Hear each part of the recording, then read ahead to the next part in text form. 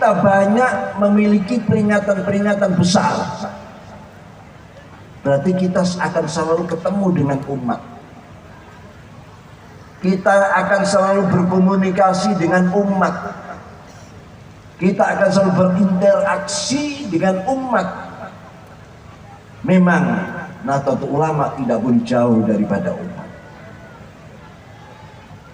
Nahdlatul Ulama harus hadir di tengah-tengah umat. Bagaimana Nahdlatul Ulama akan bisa ngurus umat, mencarikan jalan keluar, solusi bagi umat kalau kita tidak hadir di tengah-tengah umat? Maka pada periode saya sudah berjanji akan turun ke bawah. Jajaran Surya akan jemput bola, akan turun ke bawah, tanya apa saja yang terjadi di tengah-tengah masyarakat. Kira-kira rintangan, halangan apa kira-kira yang menjadikan organisasi Jamiyatul Ulama ini menjadi tidak jalan, menjadi beku, macet? Kalau kita tidak turun, tidak tahu apa penyakitnya, bagaimana kita bisa mengobati? Kalaulah ada orang sakit panas, meriang, tahu meriang? Ini enaknya bahasa apa? Bahasa Jawa, bahasa Indonesia, apa bahasa Madura? Semua bisa. Ya. Bagaimana seorang dokter bisa mengobati penyakit pasien kalau dia tidak tahu penyakit? Kalau tidak tahu penyakitnya, pasien datang hanya melaporkan badannya panas, tapi tidak tahu panasnya panas apa ini, kan macam-macam. Karena tidak tahu, diberikan bodrek. Tahu bodrek? Ya memang terus dingin, tapi sebentar, 1-2 jam. Setelah itu kambuh bahkan lebih. Pengobatan yang sifatnya sementara tidak ada artinya. Disinilah nilai-nilai kekuatan tawaran-tawaran yang sifatnya keabadian, sifatnya jangka panjang, sifatnya masa depan, akhirat, itu harus mulai kita tata dengan baik. Karena Nahdlatul Ulama sudah memasuki atau diambang pintu memasuki abad yang kedua. Kalau kemarin menyayangi, kalau kemarin membina, kalau kemarin memperjuangkan, dan seterusnya, maka setelah masuk ke abad kedua, maka mereka yang kemarin disayangi, dibina, didorong, harus bergerak sendiri. Yang kita butuhkan sekarang bukan orang-orang yang pandai bicara, tapi juga bisa bicara sekaligus penggerak, muharrik. Ibarat mesin, dia adalah dinamo yang akan menggerakkan. Bila perlu pemimpin-pemimpin, pengurus Nahdlatul Ulama dengan semua panom-panomnya harus punya jantung yang double, otak yang double. Ibarat kendaraan mobil misalnya memiliki 2 gardan, yang mana 2 gardan ini bisa menggerakkan semua roda-roda daripada, karena tantangan nanti akan makin berat. Kalau ini tidak segera lahir para muharrik, penggerak yang mampu menggerakkan roda Nahdlatul Ulama di setiap lapisan dengan keadaan yang seperti ini, apalagi kebanyakan karakter, watak, sifat daripada orang-orang Jawa, ya, bukan Indonesia saja, Jawa. Kemarin saya ke Malaysia, di Malaysia ketemu dengan tokoh-tokoh ASEAN, ada Thailand, Singapura, ternyata hampir sama. Dan dulu memang sudah disebut-sebut orang Jawa itu orang yang mudah kagetan dan gawoan.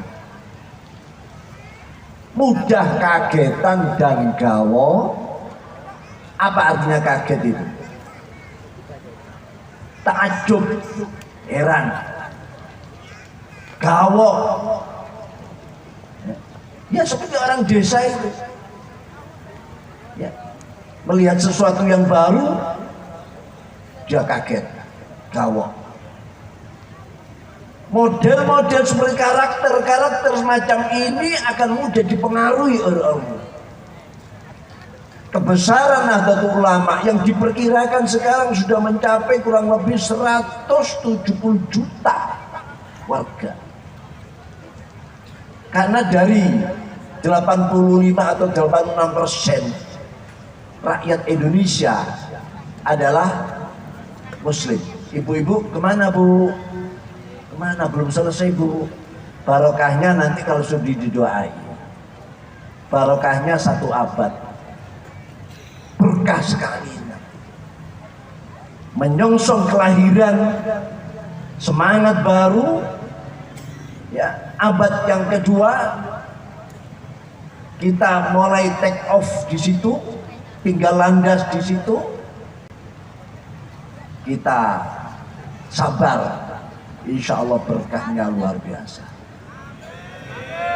Jangan pulang dulu, ya. Kecuali kalau hanya ingin kencing, tidak apa-apa. Mau kencing balik lagi.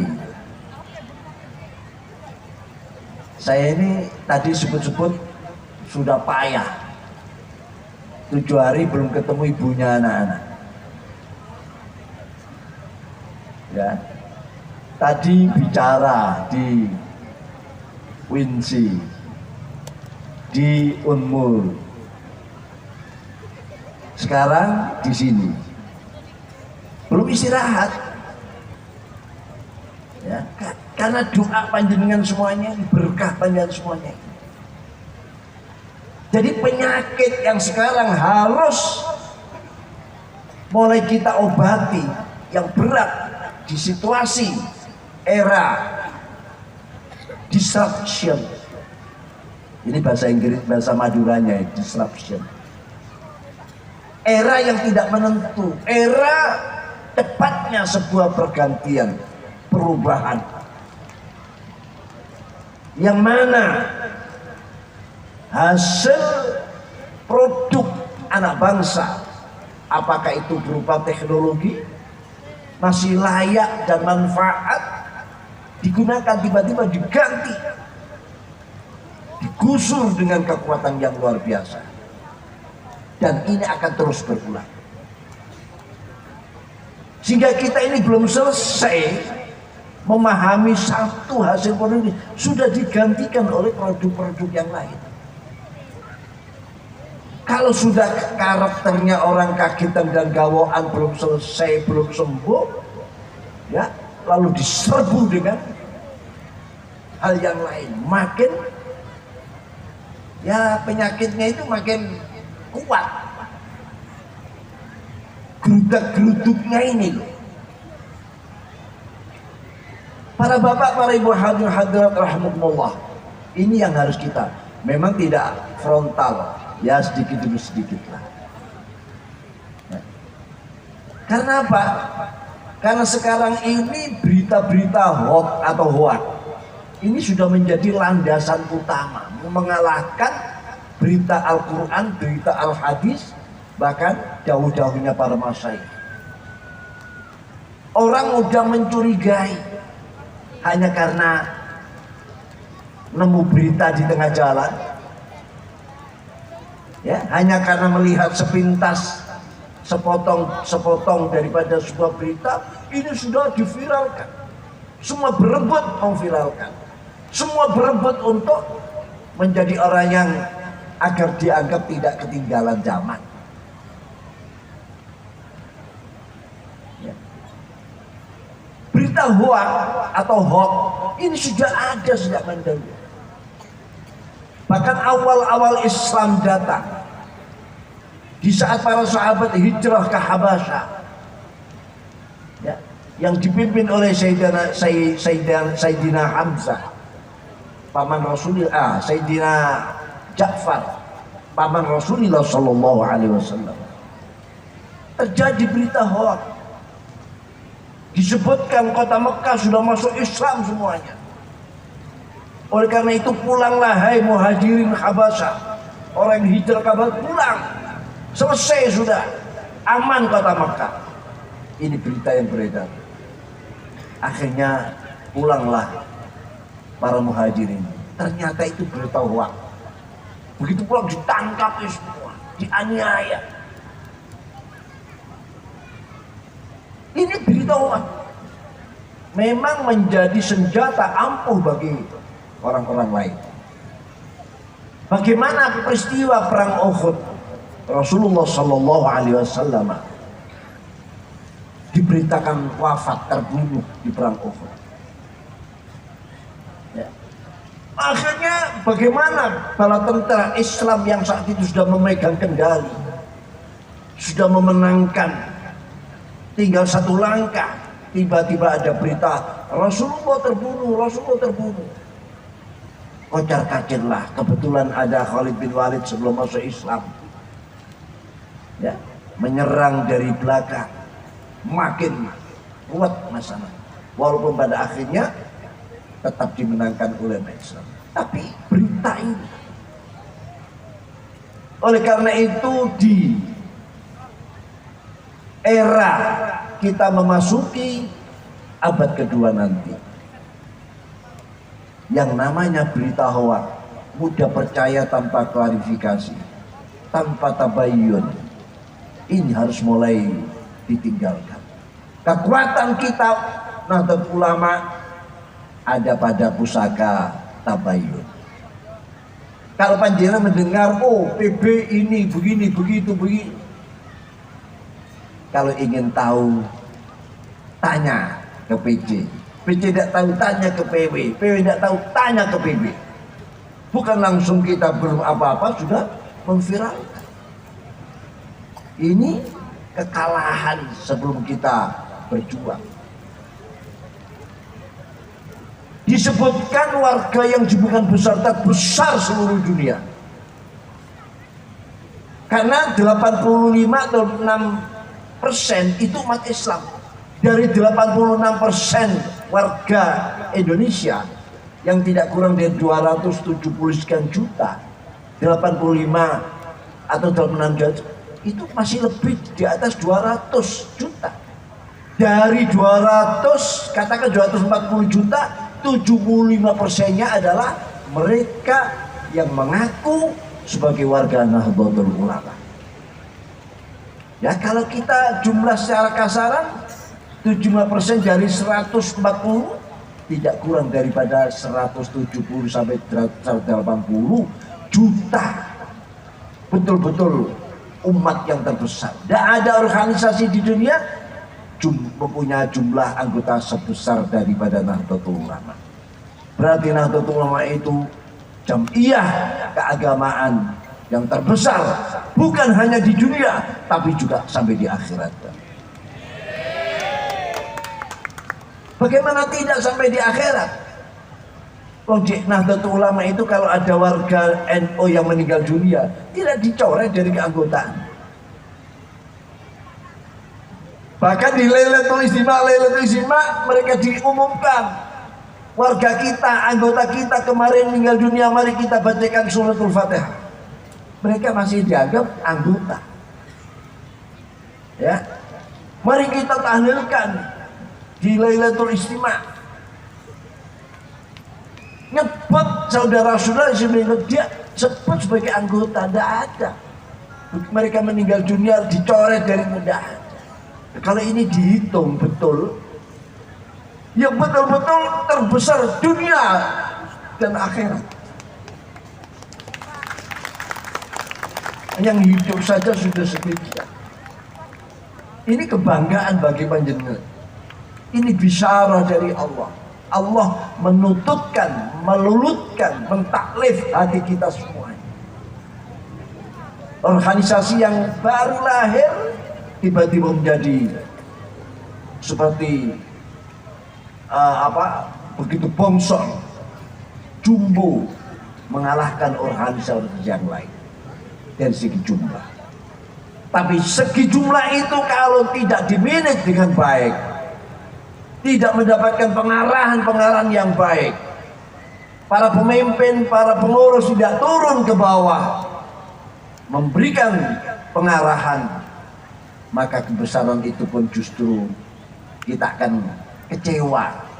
Karena sekarang ini banyak orang yang tiba-tiba menyerobot, mengambil. Nahdlatul Ulama itu akan selalu menjadi perhatian orang lain, organisasi lain. Apalagi kalau sudah menghadapi 5 tahun sekali ada pil-pil itu tadi. Ya.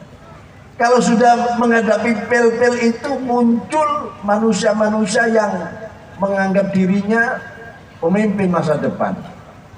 Padahal dia itu pemimpin di depan masa. Allah salam Muhammad. Allah salam Muhammad. Allah salam Muhammad. Saya yakin yang hadir dan ada di panggung ini orang-orang pilihan. Para bapak, para ibu hadirin hadirat rahimakumullah. Oleh karena itu nantinya kami harapkan, saya sudah sering menyampaikan, kalau dunia industri dulu kemarin punya sebuah konsep 4.0, bahkan sekarang sudah limit 5.0. Nahdlatul Ulama jangan ketinggalan. Cuma 4.0 Nahdlatul Ulama ini masih terkonsep, masih berupa konsep. Apa 4.0 Nahdlatul Ulama, terutama dalam menghadapi kita masuk pada abad kedua? Yang pertama adalah grand idea. Bagaimana idea daripada Nahdlatul Ulama? Siapa Nahdlatul Ulama itu? Apa fahamnya? Apa keyakinannya? Apa syariatnya? Dan siapa mereka? Nanti para bapak-bapak, ibu-ibu pada pertengahan abad kedua, jangan terkejut kalau Nahdlatul Ulama ya tidak akan diikuti, ya, atau anggotanya tidak hanya terdiri dari bangsa Indonesia saja, tapi mungkin belahan dunia ini akan masuk pada anggota Nahdlatul Ulama. Kenapa? Karena periode sekarang Nahdlatul Ulama sudah punya tekad untuk ngurus dunia. Kenapa seperti itu? Karena memang lambang Nahdlatul Ulama, kalau kita baca, mana lambangnya? Dotnya ini melewati gambar bumi. Nahdlatul Ulama, dotnya ini loh. Dan Rasulullah Shallallahu Alaihi Wasallam secara zahir bangga dengan huruf dot. Beliau berkata, ana afsahu man nataqa bid-dot. Sayalah orang yang paling fasih mengucapkan huruf dot, kata dot. Ini dibanggakan. Jarang orang bisa fasih seperti Rasulullah. Ternyata Nahdlatul Ulama, para muassis kita, para pendahulu kita, ulama kita, lambang Nahdlatul Ulama digambar melewati gambar bumi. Ya. Artinya apa? Pesan tersirat di dalam gambar lambang Nahdlatul Ulama itu akan dibawa ke dunia, dibawa ke era di global, menjadi global. Sekarang sudah mulai, dan insya Allah pada tanggal 7 bahkan mulai tanggal 6 nanti tidak kurang 200 ulama dunia akan kumpul di Surabaya. Bahkan mulai tanggal 4 sudah hadir wakil Rektor Al-Azhar. Nanti tanggal 5 ada pertemuan dengan ulama-ulama, khususnya para Suriah. Ini sudah mulai kita melangkah. Jadi amanat besar ini perlu kita mengenal siapa kita ini sebetulnya. Lalu yang kedua adalah grand strategi. Grand strategi ini bagaimana strateginya setelah kita punya umat yang besar, ratusan juta. Setelah tadi kaderisasi berjalan di mana-mana, yang memang di situ berjenjang sampai akhirnya mereka-mereka yang mengikuti PDPKP misalnya seperti tadi yang diterangkan akan naik kelas, akhirnya menjadi pemimpin-pemimpin yang handal. Kalau sudah di mana-mana termasuk di Samarinda ini pada khususnya lahir kader-kader yang militan, yang handal, bukan sekedar militan saja, tapi juga berunggah-ungguh, berakhlak karimah. Kalau hanya militan saja justru berbahaya terhadap organisasi. Tapi militan dan punya unggah-ungguh, punya akhlak karimah, tetap mengedepankan tawadhu kepada yang tua, apalagi kepada para kiai. Dan ketahuilah bahwa periode ini ada periode Suriah, pemimpin tertinggi sebagai owner di Nahdlatul Ulama. Ya. Makanya ketua umum di dalam waktu pengukuhan menyatakan kami Tanfidiyah yang pegawai daripada Suriah. Waktu beliau berpakai celana ditanya oleh presiden, kok beda ya Tanfidiyah dengan Suriah? Suriah pakai sarung, Tanfidiyah kok pakai celana? Jawabnya apa? Karena kami ini pegawai daripada Suriah. Artinya apa? Pakai celana belum siap perintah, siap melaksanakan tugas apa yang ditugas oleh Suriah. Ini pernyataan daripada ketua umum kita. Ya. Jadi monggo nanti saya harapkan para syurah-syurah ini turun ke bawah seperti kayak Ali Khalil ini turun. Kalau saya ke Samarinda, ke Kalteng, beliau selalu ada, bukan duduk di belakang meja hanya nerima laporan sana sini, tidak cukup. Karena ownernya Suriah adalah ownernya, ya. Suriah adalah pengendali, pengontrol, bahkan punya hak veto. Tapi ini jangan diumumkan ke yang lain. Nanti takut semua Tanfidiyah.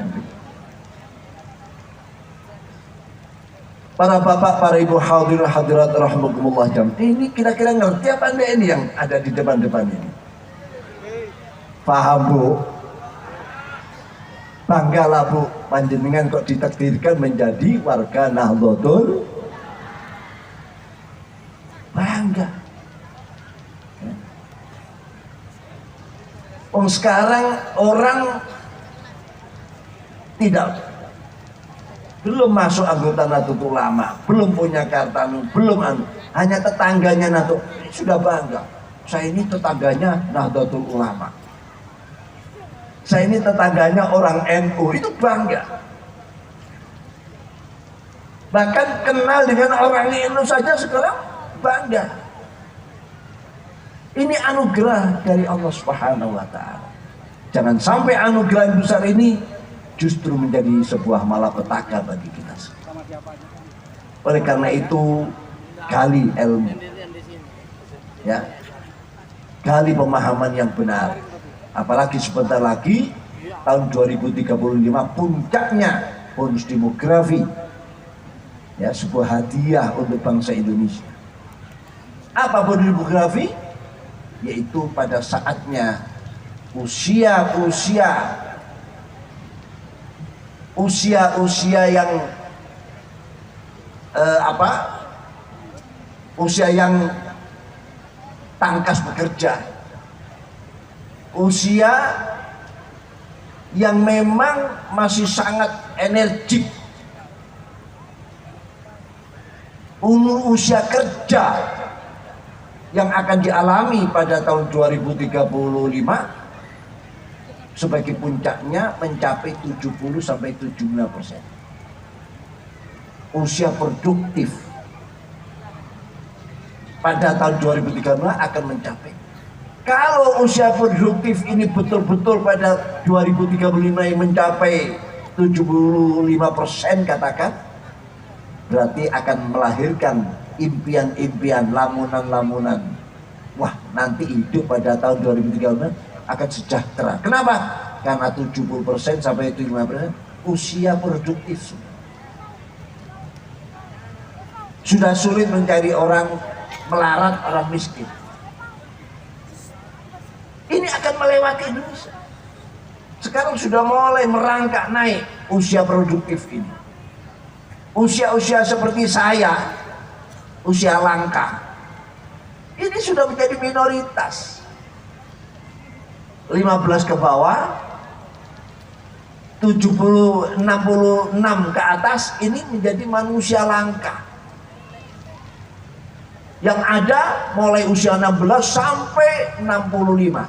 Karena WHO sendiri telah menetapkan pemuda itu mereka yang berusia 16 sampai 65. Sudah dinaikkan. Inilah usia produktif itu. Kalau usia produktif mencapai puncaknya pada tahun 2035, tapi tidak diimbangi oleh Nahdlatul Ulama dengan unggah-ungguh akhlak karimah, ya, mengedepankan kesopanan, tidak mementingkan dirinya sendiri, insya Allah betul-betul menjadi bonus demografi bagi Indonesia. Tapi kalau Nahdlatul Ulama yang organisasi yang besar ini tidak bergerak, tidak lahir para muharrik yang menggerakkan, ya, justru larut dengan keadaan, justru ikut pada era-era terpengaruh era disruption, maka bonus demografi yang diimpikan justru akan berbalik menjadi bencana demografi. Kebesaran warga, kebesaran umat, kebesaran anggota adalah sebuah nikmat kalau betul-betul difungsikan dengan sebaik-baiknya. Pengurusnya turun ke bawah, pengurusnya hadir di tengah-tengah masyarakat. Tapi kalau hanya besar saja, tanpa ada konsolidasi, tanpa ada turun ke bawah, maka akan terjadi sebuah kekecewaan. Tiba-tiba umat habis diambil orang. Oleh karena itu Ba'dul Hukamah menyatakan, amrani la yuhaddadu lahuma waqtun bidiqqatin illa idza sawallaya wa ghalaba. An-naum indal infirad wal inhitat inda qiyamil ummah. Ada dua hal, Pak, Bu, masih siap mendengarkan? Ini sudah pukul 11 lebih. Ada penyakit yang berbahaya, menghantui, membahayakan masa depan umat yang besar. Dan umat tidak sadar dengan dua penyakit ini. Baru sadar kalau penyakit ini sudah hinggap, parah, kronis, sudah jatuh, tidak akan mampu bangun kembali. Apa dua penyakit yang sebetulnya dohirnya adalah nikmat, Rasul menyatakan nikmatani maghbunun fi makathirun nas as-sihhatu wal farah. Dua nikmat. Tapi banyak orang tidak merasa ini nikmat, justru tidak pernah mendapatkan perhatian. Akhirnya menjadi momok yang menakutkan. Digambarkan oleh batu hukama adalah an-niyam indal infirad, an-naum indal, tidur di saat kita merasa mayoritas, single majority. Tidur di saat kita besar, pikirannya kita ini pemilik suara terbesar, katakanlah misalnya ya, 75% milik kita, maka dengan duduk-duduk saja selesai. Apalagi dengan duduk-duduk, tiduran pun selesai. Ini penyakit ya. An-naum indal firad, tidur tidak berbuat, tidak bekerja, tidak mengarahkan, tidak turun ke bawah, tidak menggerakkan organisasi di saat dia merasa besar dan single majority. Ini penyakit. Banyak contohnya, besar tiba-tiba keropos. Yang kedua, al-inkhitat inda khayatil ummah atau inda qiyamil ummah. Menurun, tidak berbuat apa-apa di saat organisasi lain, umat lain sedang bergerak. Yang kecil-kecil itu bergerak ya. Mereka lebih mudah bergerak memang karena kecil ya. Mudah mengabsen mereka karena anak buahnya bisa dihitung. Terus mereka menata, kan begitu dawuhnya, al-haq bila nidham qad yaghlibu batil binidham. Kebenaran yang tidak tertata, tidak diorganisir dengan baik, benar tapi dibiarkan, akan bisa dikalahkan oleh kebatilan yang ditata, diorganisir, dinidhamkan aturan-aturan. Ini mengambil dari hadis Rasulullah sallallahu alaihi wasallam, nikmatani maghbunun fi makathir as-sihhatu wal farah. As-sihhatu dalam keadaan sehat. Sehat ini mampu, punya kekuatan, punya kekuasaan, tapi dibiarkan. Wal farah, kesempatan. Ada kekuatan, ada kesempatan, tidak digunakan. Inilah kata Rasulullah, maghbunun fi makathirun. Mudah-mudahan Nahdlatul Ulama diselamatkan oleh Allah SWT. Sebesar apapun tetap kita harus jaga-jaga, harus waspada. Karena banyak orang ingin ambil giliran. Wah, NU sudah menguasai Indonesia, katakan sudah sekian puluh tahun, kapan ya giliran kita? Ya, itu ada. Ya, sudah ada. Tapi alhamdulillah, getaran satu abad ini hidup bergerak di mana-mana. Mudah-mudahan ini bukan hanya sementara, sesaat, tapi terus akan bangun dan seterusnya. Mudah-mudahan penyakit bosanan, penyakit yang hanya semangat sementara ini tidak menjangkiti Nahdlatul Ulama.